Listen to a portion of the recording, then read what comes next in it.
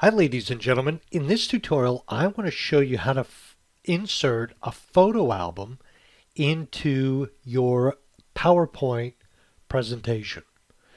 On the Insert tab you go to Photo Album and you click on the drop down. I'm going to do New Photo Album and I'm going to click on that. So the real trick whenever you're dealing with something like this in photos and images or artwork is you have to know where that artwork is. So before I started this tutorial, I went and grabbed a series of pictures and I put them in a folder on my desktop. So I'm going to click on File, Disk.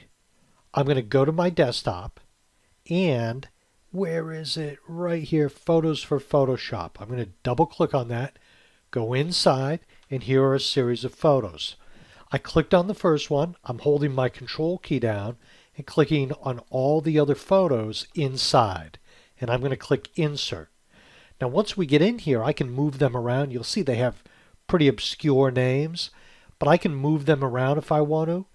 I can choose how do I want this to work. Do I want it to fit to the slide? One picture or four pictures? How do I want it to work? Do I want to create a theme? I'm not going to do any of that stuff right now. It's just a little bit over the top in my opinion, but I'm going to click on Create.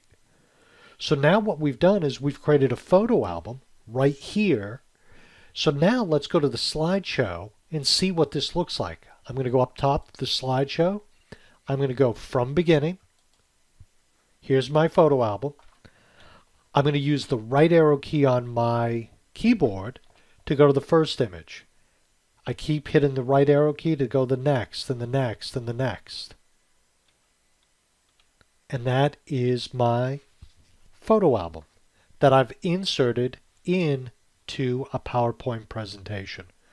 Ladies and gentlemen, my name is Tony Holowitz. Thank you very much. You have a great day. Bye now.